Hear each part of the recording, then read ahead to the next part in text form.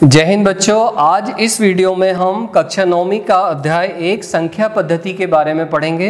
आज इस वीडियो में हमारे सीखने के उद्देश्य हैं संख्या रेखा पर विभिन्न प्रकार की संख्याओं को समझना एवं परिभाषित करना, दो परिमेय संख्याओं के बीच अन्य परिमेय संख्याएं ज्ञात करना, अपरिमेय संख्याएं, वास्तविक संख्याएं एवं संख्या रेखा पर अपरिमेय संख्याओं का निर्धारण करना। एक के बाद एक हम समझेंगे कि किस प्रकार की संख्याओं के समुच्चय को क्या कहा जाता है। आइए देखते हैं। सबसे पहले देखें संख्या रेखा क्या होती है। संख्या रेखा अर्थात नंबर लाइन। संख्या रेखा एक सीधी रेखा होती है जिसमें मध्य में शून्य हम लेते हैं। संख्या रेखा पर शून्य के दाहिनी ओर धनात्मक संख्याएं एवं बाईं ओर ऋणात्मक संख्याएं स्थित होती हैं। प्राकृत संख्याएं एवं पूर्ण संख्याएं अर्थात natural numbers and whole numbers. संख्या रेखा पर यदि हम शून्य के दाहिनी ओर चलकर संख्याएं संग्रहित करते हैं तो यह संख्याएं अर्थात 1, 2, 3, 4, 5 अनंत तक प्राकृत संख्याएं कहलाती हैं। प्राकृत संख्याओं के समुच्चय को हम अंग्रेजी अक्षर n से प्रदर्शित करते हैं अर्थात n बराबर 1, 2, 3, 4, 5 से लेकर अनंत तक। ये समस्त संख्याएं प्राकृत संख्याएं कहलाती हैं। इसी प्रकार यदि हम संख्या रेखा पर विपरीत दिशा में चलकर शून्य को भी संग्रहित कर लेते हैं तो यह संख्याएं अर्थात 0, 1, 2, 3, 4, 5 अनंत तक पूर्ण संख्याएं कहलाती हैं। पूर्ण संख्याओं के समुच्चय को अंग्रेजी अक्षर W से प्रदर्शित किया जाता है। W बराबर 0, 1, 2, 3, 4, 5 से लेके अनंत तक। इस प्रकार संख्या रेखा पर हम प्राकृत संख्याएं एवं पूर्ण संख्याएं देख सकते हैं। प्राकृत संख्याओं में यदि हम शून्य को शामिल कर लेते हैं तो वे संख्याएं पूर्ण संख्याएं कहलाती हैं और यदि हम शून्य को छोड़ देते हैं तो संख्याएं प्राकृत संख्याएं कहलाती हैं। पूर्णांक संख्याएं अर्थात इंटीजर्स। चित्र में संख्या रेखा को देखिए। यदि हम संख्या रेखा पर विपरीत दिशा में चलकर शून्य एवं ऋणात्मक संख्याओं को भी संग्रहित कर लेते हैं तो यह संख्याएं अर्थात ऋण 3, ऋण 2, ऋण 1, 0, 1, 2, 3 से लेकर अनंत तक ये समस्त संख्याएं पूर्णांक संख्याएं कहलाती हैं। पूर्णांक संख्याओं के समुच्चय को अंग्रेजी भाषा के अक्षर Z द्वारा प्रदर्शित किया जाता है। अतः हम पूर्णांक संख्याओं का समुच्चय Z बराबर लिख सकते हैं डैश डैश डैश ऋण 5, ऋण 4, ऋण 3, ऋण 2, ऋण 1, 0, 1, 2, 3, 4, 5 से लेके अनंत तक। परिमेय संख्याएं अर्थात रैशनल नंबर्स।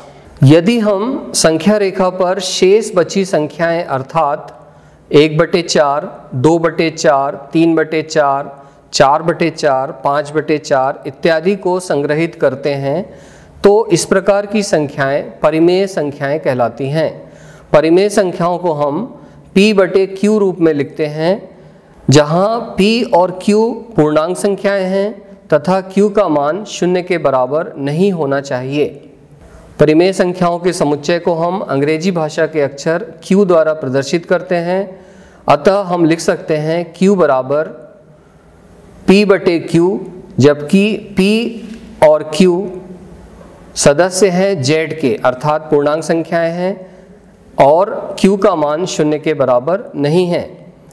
चित्र में आप देखें 0 और 1 के बीच में तथा 1 और 2 के बीच में विभिन्न परिमेय संख्याएं दर्शाई गई हैं।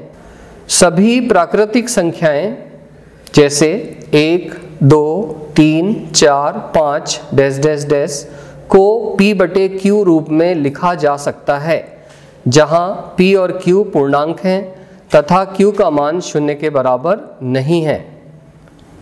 1 को हम 1/1, 2/1, 3/1, 4/1, 5/1 इस प्रकार लिख सकते हैं। अतः हम कह सकते हैं कि सभी प्राकृतिक संख्याएं परिमेय संख्याएं होती हैं। इसी तरह सभी पूर्ण संख्याओं यथा 0, 1, 2, 3, 4 डैश डैश को हम P/Q के रूप में लिख सकते हैं जहां Q का मान 0 नहीं होगा। जैसे 0/1, 1/1, 2/1, 3/1, 4/1, 5/1 इत्यादि। अतः हम कह सकते हैं प्रत्येक पूर्ण संख्या एक परिमेय संख्या है। इसी तरह चूंकि सभी पूर्णांकों (2, (1, 0, 1, 2) को हम P/Q के रूप में लिख सकते हैं। (2/1, (1/1, 0/1, 1/1, 2/1) अतः हम कह सकते हैं कि सभी पूर्णांक परिमेय संख्याएं होती हैं। अतः हम कह सकते हैं कि प्राकृत संख्या, पूर्ण संख्या तथा पूर्णांक सभी परिमेय संख्याएं होती हैं। अभ्यास प्रश्न, आइए देखें। नीचे दिए गए कथन सत्य हैं या असत्य, कारण के साथ अपने उत्तर दीजिए। प्रत्येक पूर्ण संख्या एक प्राकृत संख्या होती है। पूर्ण संख्या अर्थात 0, 1, 2 से लेकर अनंत तक। प्राकृत संख्या 1, 2, 3 से लेकर अनंत तक। अतः यह कहना प्रत्येक पूर्ण संख्या एक प्राकृत संख्या होती है असत्य है, क्योंकि 0 एक पूर्ण संख्या है परंतु प्राकृत संख्या नहीं है, अतः कथन असत्य है। दूसरा देखिए, प्रत्येक पूर्णांक एक परिमेय संख्या होती है। कथन सत्य है, क्योंकि प्रत्येक पूर्णांक m को हम m/1 के रूप में लिख सकते हैं और इसलिए प्रत्येक पूर्णांक एक परिमेय संख्या होती है। तीसरा देखिए, प्रत्येक परिमेय संख्या एक पूर्णांक होती है। कथन असत्य है, क्योंकि एक उदाहरण से यदि हम देखें 3/5 परिमेय संख्या है परंतु यह पूर्णांक नहीं है, इसलिए प्रत्येक परिमेय संख्या एक पूर्णांक होती है। यह कथन असत्य है। आइए अब हम दो परिमेय संख्याओं के बीच अन्य परिमेय संख्याएं ज्ञात करते हैं। इसे एक उदाहरण की सहायता से समझते हैं। 1 और 2 के बीच 5 परिमेय संख्याएं ज्ञात कीजिए। इस प्रश्न को हल करने के लिए हमारे पास दो विकल्प हैं। आइए विकल्प 1 देखते हैं। हम जानते हैं कि r और s के बीच की परिमेय संख्या r/s/2 होती है। अतः 1 और 2 के बीच की एक परिमेय संख्या 1/2/2 अर्थात 3/2 होती है। इसी प्रक्रिया से हम 1 और 2 के बीच 4 अन्य परिमेय संख्याएं ज्ञात कर सकते हैं। यह 4 संख्याएं हैं 5/4, 11/8, 13/8 और 7/4। इसी प्रश्न को अन्य विधि से देखिए। विकल्प 2, 1 और 2 के बीच में चूंकि हम 5 संख्याएं ज्ञात करना चाहते हैं, इसलिए हम 5/1 अर्थात 6 को हर लेकर 1 और 2 को परिमेय संख्याओं के रूप में लिखते हैं, अर्थात 1 = 6/6 और 2 = 12/6 है। अब हम देखते हैं 1 और 2 के बीच स्थित परिमेय संख्याएं होंगी 6/6, 7/6, 8/6, 9/6, 10/6, 11/6 और 12/6। इस प्रकार इस दूसरी विधि से हम दो परिमेय संख्याओं के बीच अन्य परिमेय संख्याएं ज्ञात कर सकते हैं। वस्तुतः 1 और 2 के बीच अपरिमित रूप से अनेक परिमेय संख्याएं होती हैं। व्यापक रूप में यदि हम कहें तो किन्हीं दो दी हुई परिमेय संख्याओं के बीच अपरिमित रूप से अनेक परिमेय संख्याएं होती हैं। आइए इसका अभ्यास कर लें। प्रश्न 1, क्या 0 एक परिमेय संख्या है? क्या इसे आप P/Q के रूप में लिख सकते हैं, जहां P और Q पूर्णांक हैं और Q 0 के बराबर नहीं है? आइए इस प्रश्न का उत्तर देखें। 0 एक परिमेय संख्या है, क्योंकि इसे हम P/Q के रूप में लिख सकते हैं, जैसे 0/1, 0/2, 0/5 इत्यादि, जहां P और Q पूर्णांक हैं और Q का मान 0 के बराबर नहीं है। प्रश्न 2 देखिए। 3 और 4 के बीच में 6 परिमेय संख्याएं ज्ञात कीजिए। आइए इसका हल देख लें। पहला तरीका, चूंकि हमें 3 और 4 के बीच 6 परिमेय संख्या ज्ञात करना है तो हम हर को 6 धन 1 बराबर 7 लिखते हैं। तो यदि हम 3 को लिखें तो 3 गुणित 7 बटे 7 अर्थात 21 बटे 7 तथा 4 बराबर 4 गुणित 7 बटे 7 बराबर 28 बटे 7। अतः 3 और 4 को हमने 21 बटे 7 और 28 बटे 7 के रूप में बदल लिया है। इनके बीच में अंश को 22 से लेके 27 तक बदलकर हम 6 परिमेय संख्याएं ज्ञात कर सकते हैं।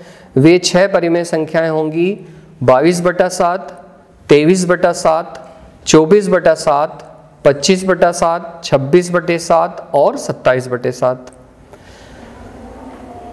एक अन्य तरीके से यदि हम 3 और 4 के बीच में 6 परिमेय संख्याएं ज्ञात करना चाहते हैं तो हम लिख सकते हैं 3.1, 3.2, 3.3, 3.4, 3.5, 3.6।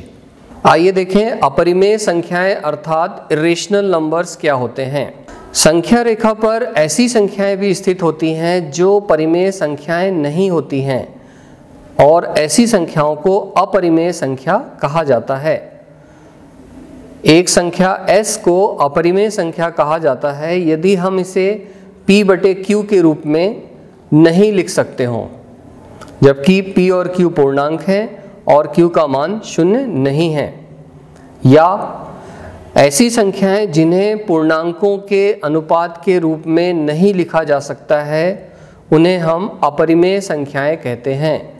उदाहरण वर्गमूल 2, वर्गमूल 3, वर्गमूल 15, पाई इत्यादि।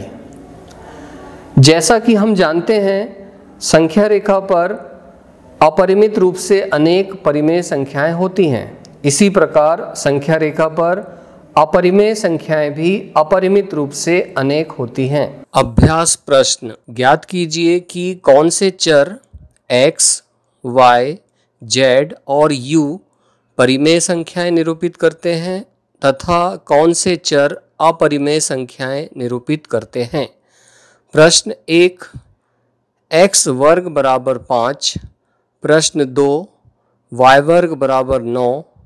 प्रश्न 3, z वर्ग बराबर 0.04। प्रश्न 4, u वर्ग बराबर 17/4। आइए इनका हल देखते हैं। प्रश्न 1, x वर्ग बराबर 5 दिया है, अतः x बराबर वर्गमूल 5 होगा जो कि एक अपरिमेय संख्या है। प्रश्न 2 का हल देखते हैं।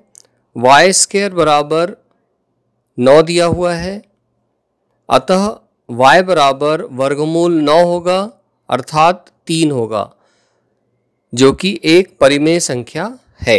प्रश्न 3 देखते हैं।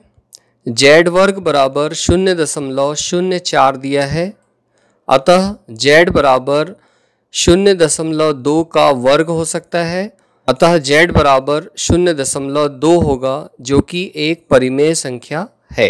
प्रश्न 4 का हल देखते हैं।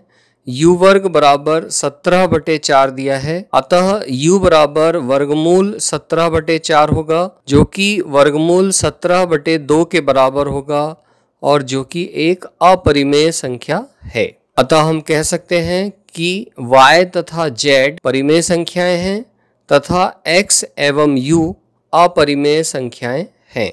एक अन्य अभ्यास प्रश्न देखते हैं। प्रश्न है, नीचे दिए गए कथन सत्य हैं या असत्य, कारण के साथ अपने उत्तर दीजिए। प्रश्न 1 है, वर्गमूल 2 बटे वर्गमूल 3 एक परिमेय संख्या है। आइए इसका उत्तर देखें। कथन असत्य है क्योंकि p बराबर वर्गमूल 2 एक पूर्णांक संख्या नहीं है। प्रश्न 2 देखिए, किन्हीं दो पूर्णांकों के बीच अपरिमित रूप से अनेक पूर्णांक हैं। आइए इसका उत्तर देखते हैं। कथन असत्य है क्योंकि यदि हम दो पूर्णांक संख्याएं 2 और 3 लेते हैं तो उनके बीच हमें एक भी पूर्णांक संख्या प्राप्त नहीं होती है। प्रश्न 3 देखिए, 15 और 18 के बीच में परिमेय संख्याओं की संख्या परिमित है। आइए इसका उत्तर देखते हैं। कथन असत्य है क्योंकि 15 एवं 18 के बीच में अपरिमित परिमेय संख्याएं हैं। प्रश्न 4 देखते हैं। एक अपरिमेय संख्या का वर्ग सदैव एक परिमेय संख्या होती है। आइए उत्तर देख लें। कथन असत्य है क्योंकि घनमूल 5 का वर्ग घनमूल 25 के बराबर है, जो कि एक अपरिमेय संख्या है। प्रश्न 5 देखिए। वर्गमूल 12 बटे वर्गमूल 3 P बटे Q, जबकि Q 0 के बराबर नहीं है, के रूप में लिखी है, इसलिए यह एक परिमेय संख्या है। आइए इसका उत्तर देखें।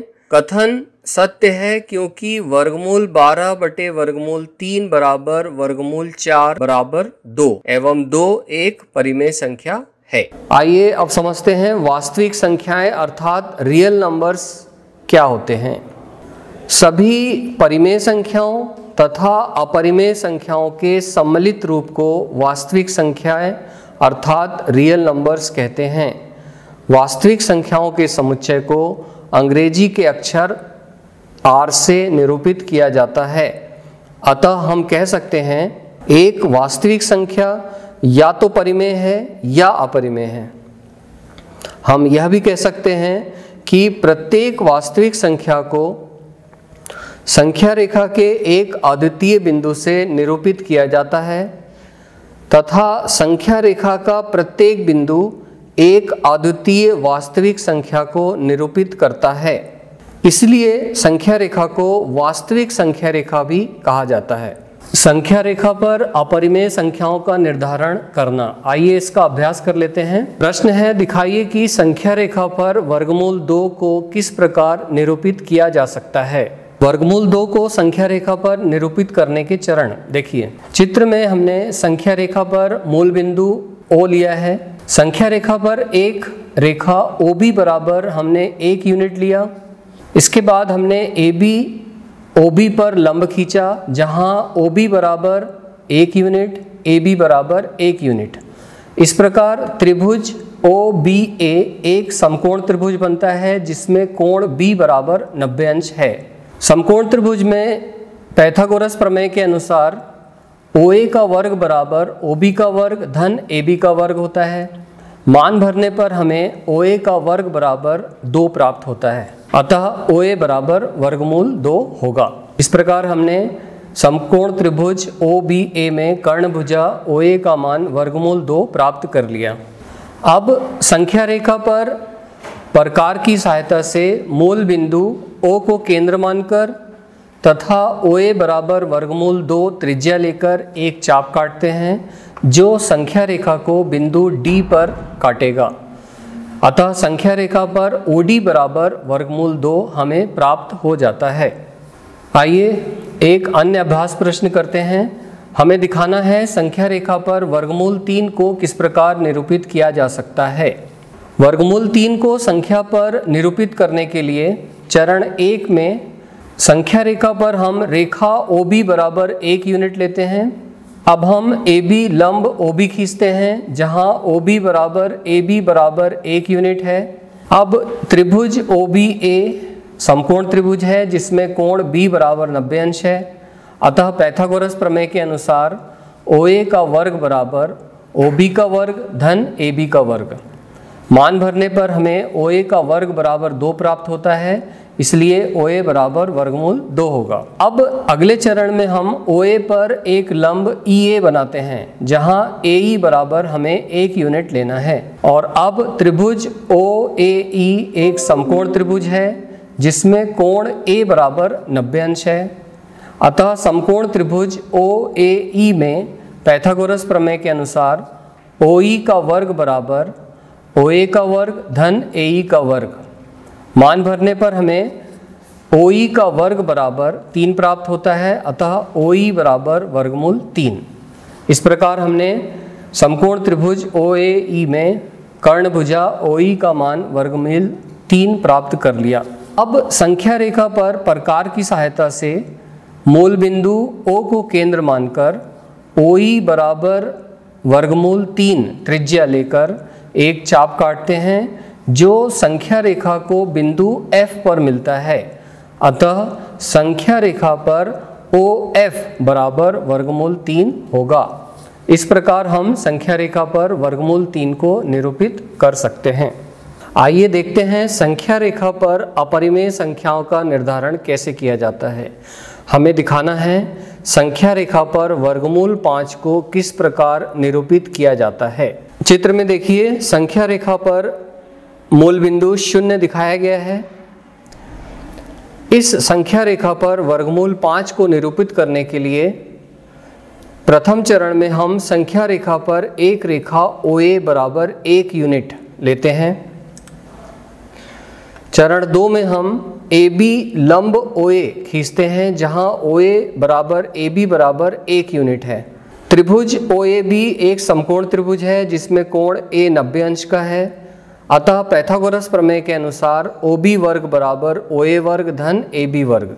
OA का मान 1, AB का मान 1, 1 का वर्ग धन 1 का वर्ग बराबर 1 धन 1 बराबर 2।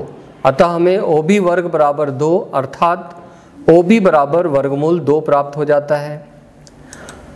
अगले चरण में हम OB पर एक लंब CB बनाते हैं, जहां CB बराबर OA बराबर 1 यूनिट।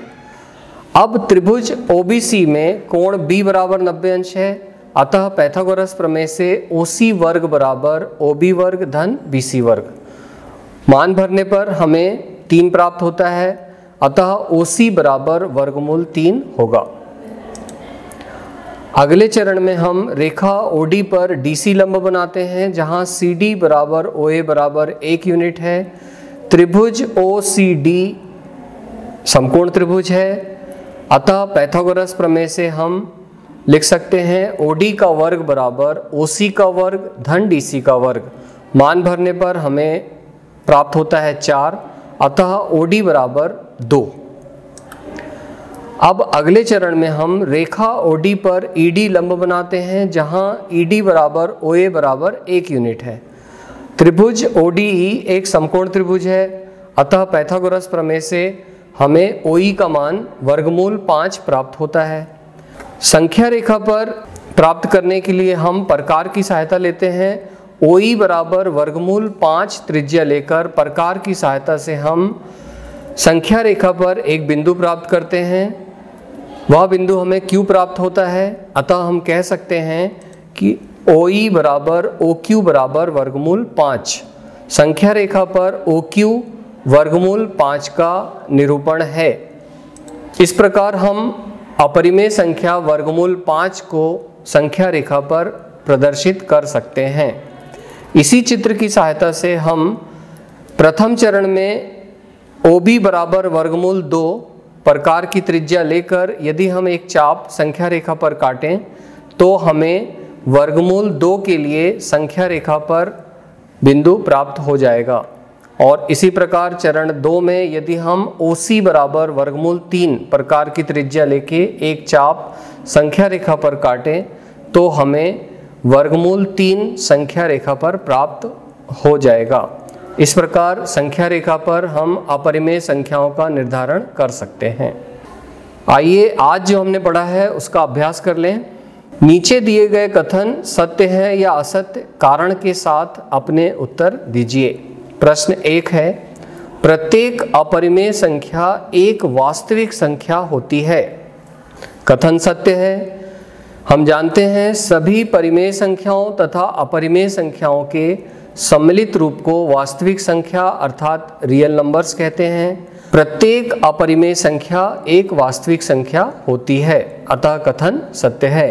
प्रश्न 2 देखिए, संख्या रेखा का प्रत्येक बिंदु वर्गमूल m के रूप का होता है जहां m एक प्राकृत संख्या है। कथन असत्य है। हम जानते हैं एक संख्या रेखा पर धनात्मक तथा ऋणात्मक दोनों संख्याओं को दर्शाया जाता है और किसी प्राकृत संख्या का वर्गमूल कभी भी ऋणात्मक नहीं हो सकता, अतः कथन असत्य है। प्रश्न 3 देखिए, प्रत्येक वास्तविक संख्या एक अपरिमेय संख्या होती है। कथन असत्य है। हम जानते हैं वास्तविक संख्या या तो परिमेय या अपरिमेय दोनों हो सकती है, अतः यह कहना कि प्रत्येक वास्तविक संख्या केवल एक अपरिमेय संख्या होती है कथन असत्य है। अन्य अभ्यास प्रश्न देखिए। प्रश्न है, क्या सभी धनात्मक पूर्णांकों के वर्गमूल अपरिमेय होते हैं? यदि नहीं तो एक ऐसी परिमेय संख्या के वर्गमूल का उदाहरण दीजिए जो एक परिमेय संख्या है। सभी धनात्मक पूर्णांकों के वर्गमूल अपरिमेय नहीं होते हैं। उदाहरण से देखिए, यदि हम 4 का वर्गमूल लें, 4 एक धनात्मक पूर्णांक है जिसका वर्गमूल 2 है जो कि एक परिमेय संख्या है, क्योंकि 2 को हम p/q अर्थात 2/1 के रूप में लिख सकते हैं। आज इस वीडियो में हमने जो पढ़ा है, आइए उसकी पुनरावृत्ति कर लें।